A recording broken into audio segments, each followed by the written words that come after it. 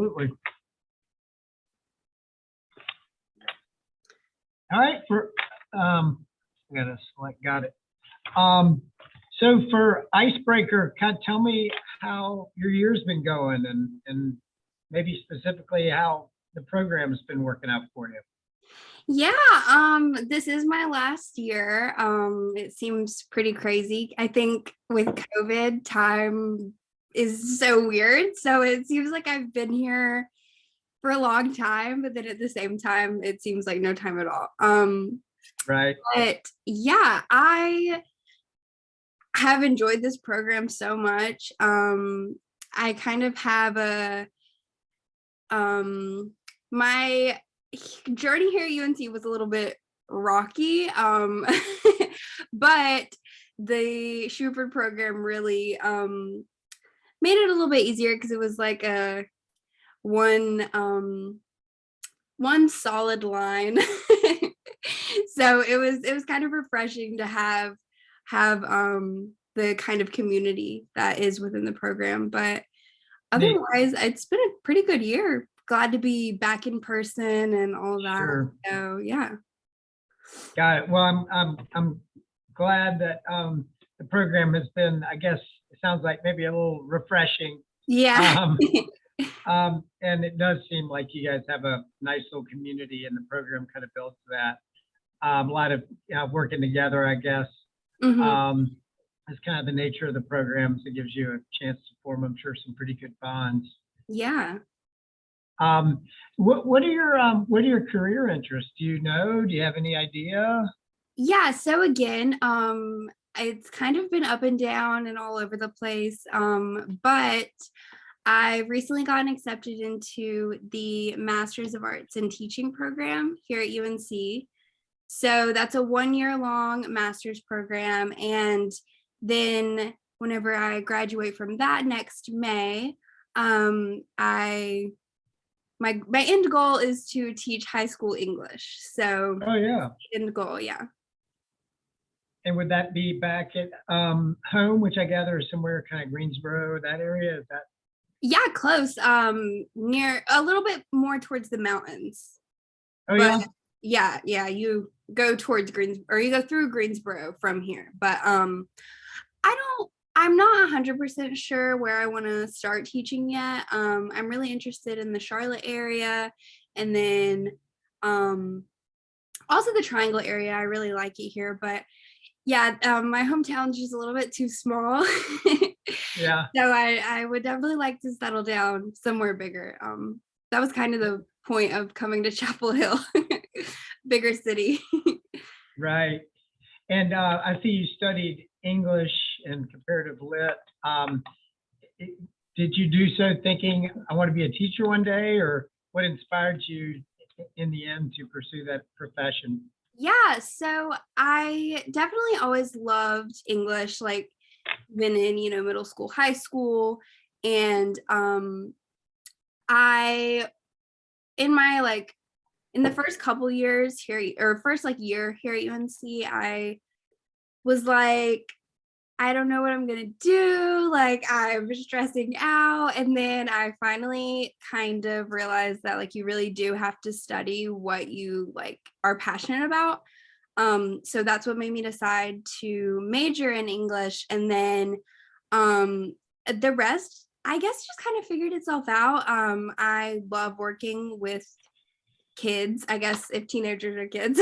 Yeah. But You enjoy working with a lot of kids. I 5 yeah. children ages 4 to 10. I had to catch my breath. It can be a lot, but yeah, I definitely, yeah, as you can see on my resume, I think that working with youth in general is kind of what I feel like my purpose is. Yeah. Not to be cliche, but yeah, I really do. So I'm excited. That's great. Do you feel like there's some skills that you picked up in the Shuford program that you can draw upon in that career? And if so, what specifically comes to mind? Yeah, definitely. I think that the biggest thing would be teamwork. we do so much teamwork in all the classes within the program. And you know, in other classes, like especially my English classes, there aren't really chances to work with a team. Like there's not really things you can do that much with a team. And I think that in education, you know, you have to collaborate with other educators, you have to collaborate with parents. So I think definitely teamwork and also leadership. I've definitely realized my strengths are in teamwork and leadership. And I feel like the Shuford program kind of instills leadership skills in all the students. And that is one thing that I have definitely realized and learned about myself, is that I do hold those leadership qualities. And I think that, I mean, obviously, in teaching, you kind of have to be a leader. You're leading a whole classroom. So yeah, those are the two main ones. Got it. And tell me more about that. What are your strengths from a leadership perspective? You said, yeah, I'm pretty good at it. Maybe it sounded even like you didn't know you were to a certain extent. What would your teammates in the program suggest that your leadership qualities are that make you kind of uniquely capable in that regard? I think it's my ability to like take that beginning initiative in conflict resolution or just teamwork in general. I think that I am definitely able to, like, if I'm given a problem, I can be like, okay, here's what we need to do, here's what we need to talk about. And I think it's just taking that initial initiative, sorry, to kind of get the ball rolling on things and to establish some end goals, I think. Got it. Cool. So problem solving. Did y'all do a lot of that in a team? I mean, I gather you did in kind of a team kind of format. So as a leader, do you consider yourself to be also kind of a good facilitator of teams? Are you a little bit more the alpha dog type leader that, no, we need to go this way, follow me? How would you further maybe characterize your kind of leadership style? Yeah, I think when I am leading, I'm definitely not too proud to be like, oh, you know a lot about this topic, so why don't you, you know, take the lead on this, or that kind of thing. And I think that is important. Like, not every leader can always be the leader. So I guess that's kind of combining teamwork and leadership, because it is important, you know, whenever you are working with a team, obviously everyone will bring different things to the table. And if you're in a situation where you don't feel comfortable to lead, or you feel like someone else is going to be a better leader, then I think that's okay. And if that's what makes the team work best, then that's what makes the team work best, you know? I don't think that I'm necessarily like an alpha dog that like always has to be like front and center and leading. Like, I'm fine with being Right. like, you know, you got this, you take over. That's cool. And so assuming that you consider, as I think you said, that leadership is one of your strengths, let's talk about the other side of the ledger. What have you learned about yourself and about maybe weaknesses that you have, or maybe we like to call them opportunities for improvement, right? Yes, yes. I think that everyone learns their weaknesses in college, but I think that mine would definitely have to be that I tend to be a people pleaser. I think that I have a hard time saying no whenever someone asks me for something, or, you know, needs something out of me. And I've definitely improved upon this, but that isn't to say that, you know, sometimes I'll kind of overwhelm myself with things. I mean, everything will get done. It's just it might be a little Not a stress. stressful. Yeah, it might be a little stressful for, you know, a day or so, but then everything gets done. But I think that there still is room for improvement. You know, kind not overloading myself with commitments or tasks. But I think that is definitely one of my weaknesses. Right, right. That's really wise. I see that a lot, by the way, in business. Um, Yeah, I'm sure. and it always manifests, like you say, in terms of stress and burnout, and frankly, can often lead to good folks, quitting. Um, and no is an acceptable answer, sometimes, because Yeah, everybody has their limits. And sometimes it's an opportunity to ask somebody else to step up, right? And expect more of your team if hmm, you're kind of shouldering most of the burden. So I'm glad you've got the self-awareness to realize that, this isn't good for me, and potentially it's not good for the team if you're kind of shouldering most of the workload. right. Um, but all right, well, good for you.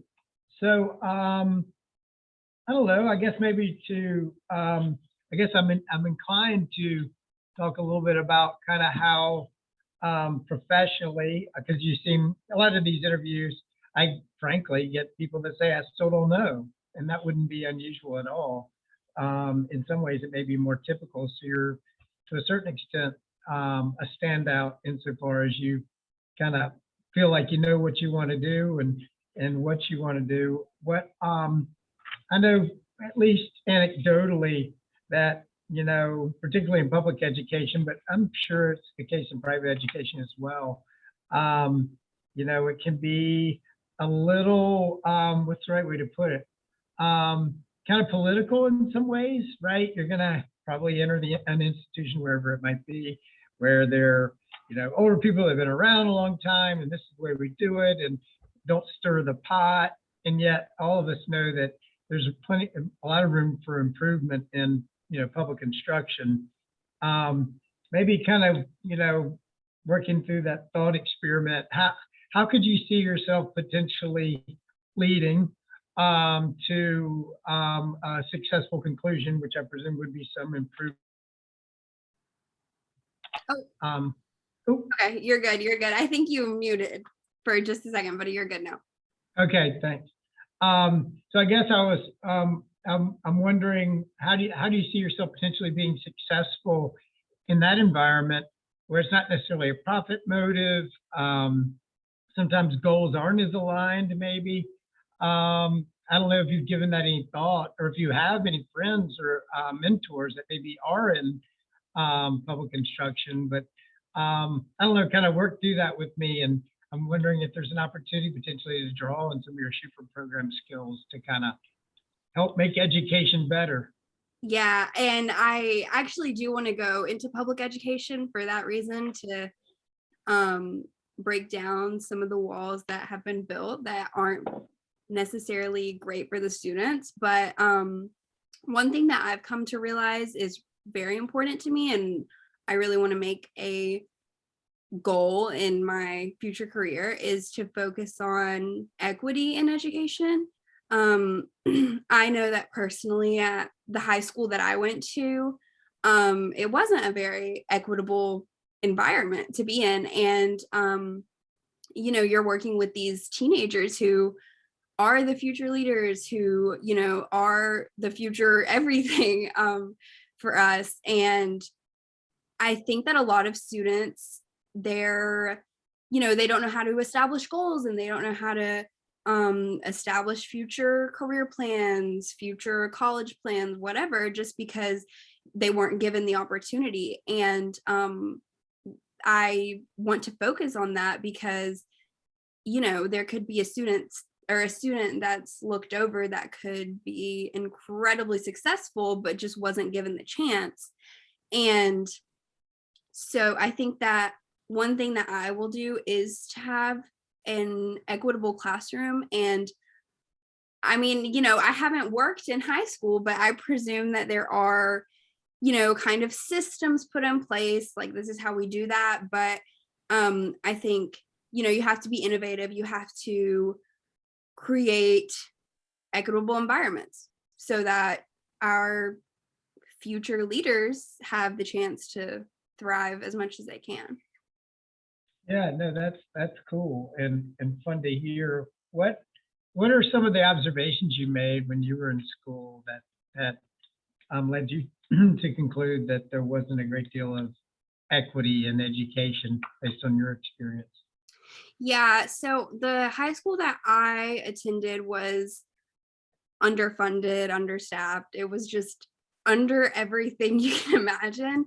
And I appreciate giving or being given the chance to like get an education and everything, but I definitely know people that have went to high schools that have all these different clubs for certain students, and it's like, well, if my high school had the same resources that another high school, like in a better funded area or just in a better area, um who's to say that the students at my high school wouldn't go on to bigger and better things? Because at my high school, a lot of people don't attend college, and that's not saying that college makes you successful, but I guess people don't go on. They aren't given the opportunities, they aren't given the resources, they don't know what's out there.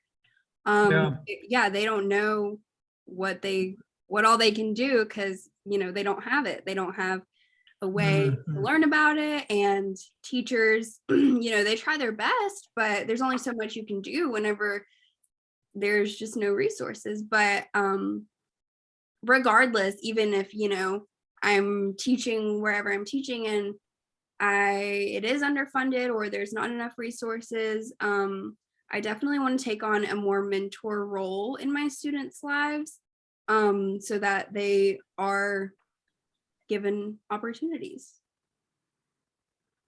Um, and I love the notion of serving as a mentor, and you'll hear people talk about the teachers that really change their lives.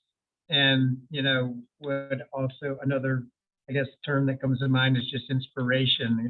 There's a connection they build, and then, Mhm. like you say, inspire the students to reach higher than they might otherwise do, either out of lack of awareness or maybe just from a lack of, like you said, good role models.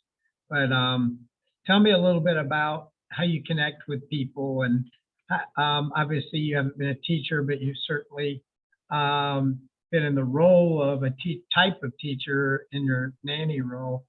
And every kid's different, right? I've got them, so I know. How do you connect with kids, and how do you foresee yourself kind of inspiring your students? Yeah, I think that will the way that I, connect with my nanny children compared to how I'll connect with my high school students, I think will be really similar, because the thing that works best for me anyway is getting down on their level. I think that a lot of times whenever you're put in a position of power, kind of, there is that kind of power Imbalance. yeah, it kind of like a dictatorship almost. But I think that getting down on their levels, whether it's a 5-year-old or a 15-year-old, will make them feel more comfortable. Whether that be opening up to you, telling you they have a problem with something. It's just kind of establishing an initial relationship and establishing trust. And again, this is any kid. I think that's very important. So, yeah, I think that just getting down on their level, connecting with them in a way that works for them, will really help them open up and feel heard. Yeah. And maybe challenging them to step up to back to your weakness. Yes, there'd be some risk that you'd kind of shoulder all their issues, and Lord knows That is true. That is they're, true. they're going to bring a lot of issues, right? A lot of them are Yeah. from broken homes or single, parent homes. And, I guess it wouldn't be hard to imagine a situation where in your efforts to kind of get them to or provide the support structure they need, that you might shoulder more of that than frankly you probably had the resources to shoulder with, I'm going to guess, 20 to 25 kids in your class from varying backgrounds. So, it might be an opportunity for you to kind of stay self-aware relative to your weakness. And obviously you Yeah, want to inspire them and you want to guide them, but you can't step up for them, right? right. And of course, I guess there is certain boundaries that have to be set. And again, as I am improving upon my people pleasing, I think that boundaries will be really important. And that is a very good point that, sometimes you can take on too much. And with so many students, can get hard, I guess. Yeah, yeah. And so there's also, and they give us kind of a guide of questions to ask. So I presume there are things that you've at least talked about, studied, or done, various types of projects on. But from a time management perspective, do you consider yourself to be a good time manager? How do you foresee that again kind of playing out in your future career, and what skills do you expect to be able to draw on in that regard?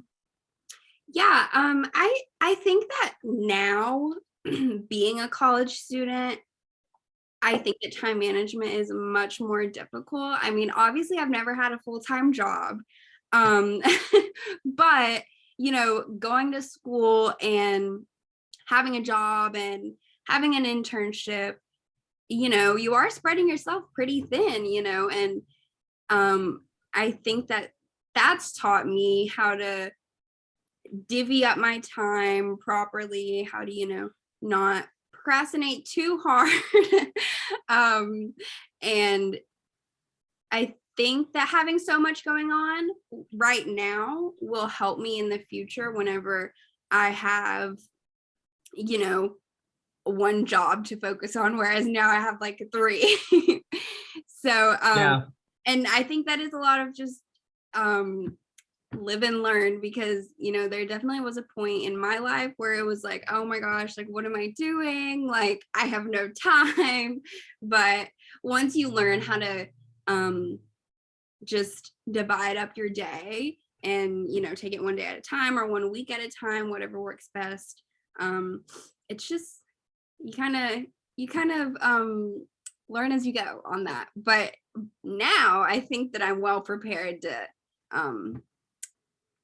time manage well. how would you characterize how you deal with setbacks? And maybe, do you have an example, maybe as a student, where you had to recover from a setback? Maybe it's socially, maybe it's otherwise. You had mentioned that in certain respects UNC had been rocky, or whatever your word was. Yeah. I mean, how do you deal with setbacks as a person, and how do you, I guess, turn those setbacks into opportunities to grow? Yeah, I definitely have an academic setback. I've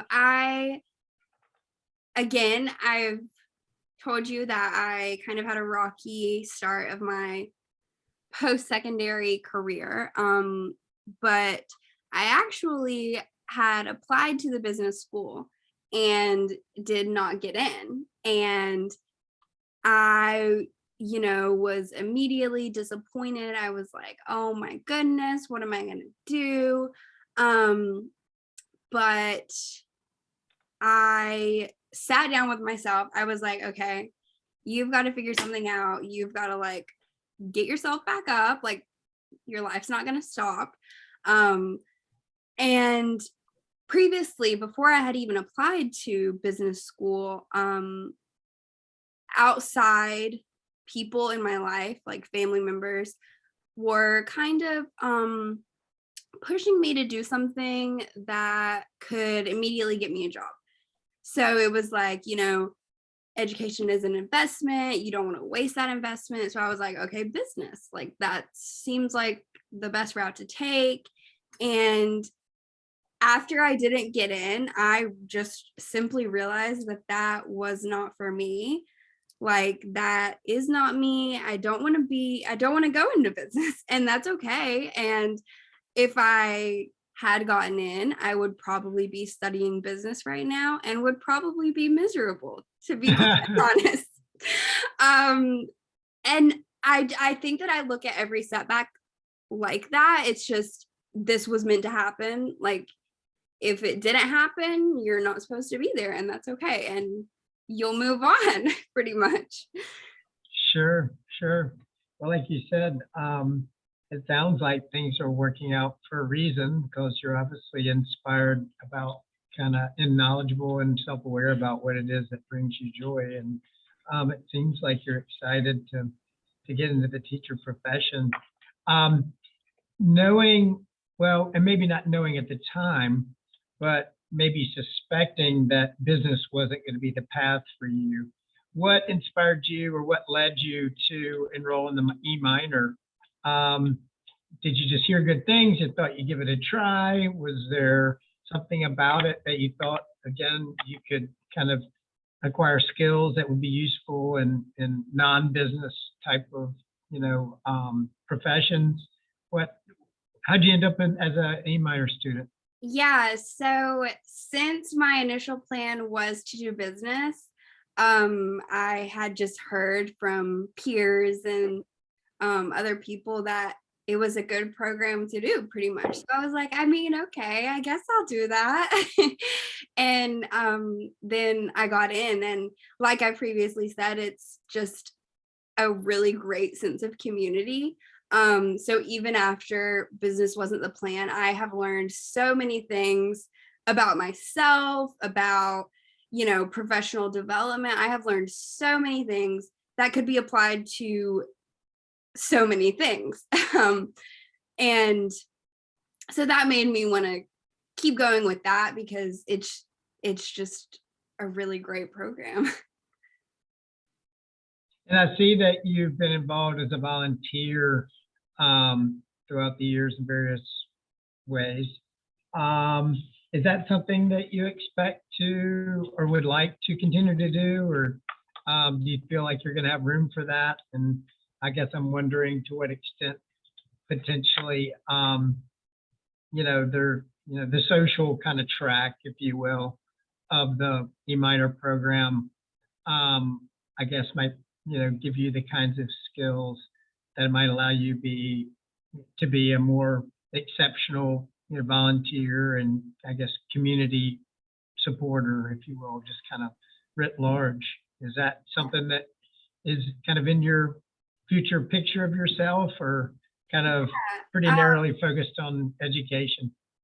I would definitely like to think so. I think I would like to think that I'll continue volunteering, because it is very rewarding, just to yourself. You don't get anything out of it. It's just, and not to make myself feel good or anything, but it's fun to do.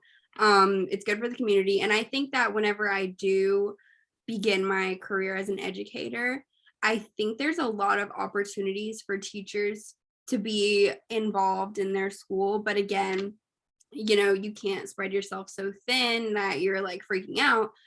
But, whether that be coaching a cheer team or whatever it may be, I think there will be opportunities that I would definitely like to take part of, or just in other organizations wherever I live. I would definitely like to stay involved.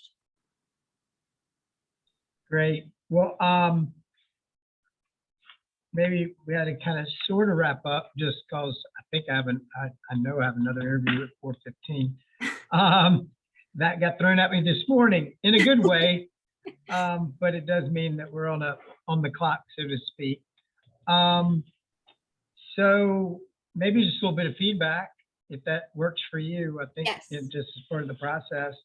I would say that you definitely come across as a very genuine and warm person who does seem self-aware. So I think, good marks, if you will, on that. I feel like you're going to be whoever is lucky enough to get you, whatever school it may be in whatever community. I think that they will immediately see that, you're committed to this track and that you're bringing more than a degree to it. You're bringing, kind of your heart, if you will, to the project. So I, congratulate you, I guess, for that. Sometimes I interview kids that won't be named, and they're telling me kind of what I think they feel like they're supposed to say, as opposed to kind of what's inside.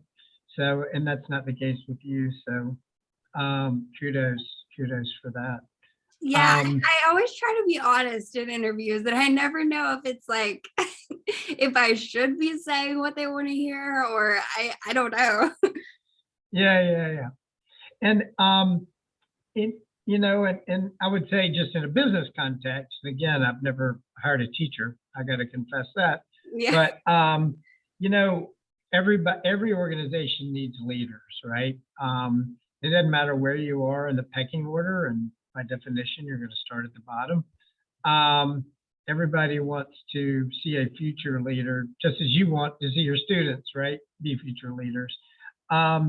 So, certainly encourage you to kind of, continue to cast yourself as somebody that has great leadership skills and is willing to kind of work in even uncomfortable situations to work towards common goals, even though, particularly maybe in education, and maybe I'm picking on education too much, but No, you're there'll be some that are, presumably trying to sabotage to a certain extent, right? That are pretty fine with the status quo. So, again, would just, certainly encourage you to, let people know, whoever that employer is, that you're someone that doesn't want to just be a follower and go with the program, but really wants to affect change and, inspire kids and do ultimately what's in the best interest for your clients, which in your case, of course, is going to be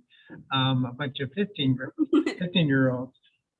But so I think that they'll find that, certainly very attractive, and would further compliment you on kind of having an awareness of your weakness, and would maybe, I guess, challenge you to kind of stay focused on that.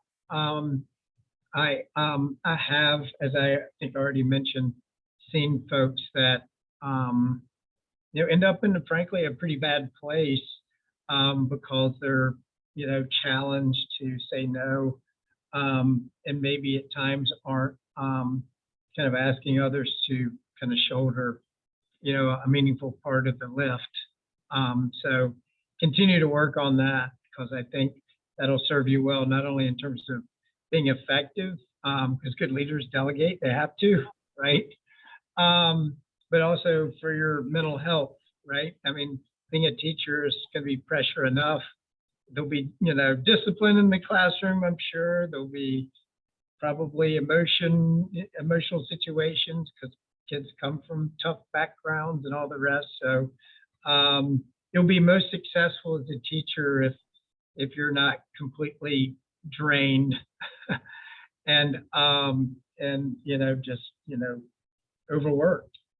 So definitely focus on that, I would say, for sure. Okay. But do you have any questions for me before we wrap up? I know that one issue I have is that I have a very hard time keeping eye contact. And I'm like looking around. Was that distracting at all to you, or is it not a huge deal? I don't know. Because like even now I'm like looking around. Well, I mean, I don't know. I mean, I just did it myself, right? I mean, I think when you're being thoughtful, I think Yeah.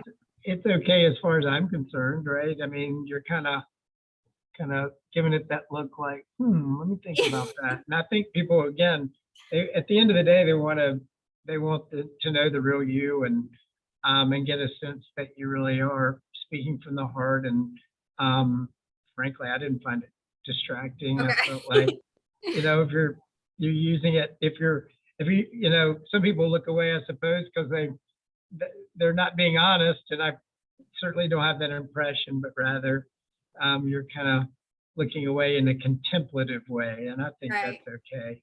Okay.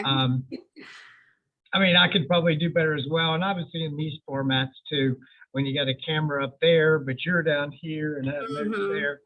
But no, I didn't find it distracting. Okay. Well, I'm trying to think. I can't think of any other questions. Your feedback was great. Is there just anything that I should work on? I think we talked about it. I think you're going to do great. I wish you all the best in your future career. And if you end up in Charlotte, which is where I sit, don't hesitate to reach out. Okay. Well, thank you so much. It was so nice talking to you today. Yeah, nice talking to you as well, Caroline. Best of luck, and thanks for your time with me this afternoon. Yeah. Thank you. Bye. Bye.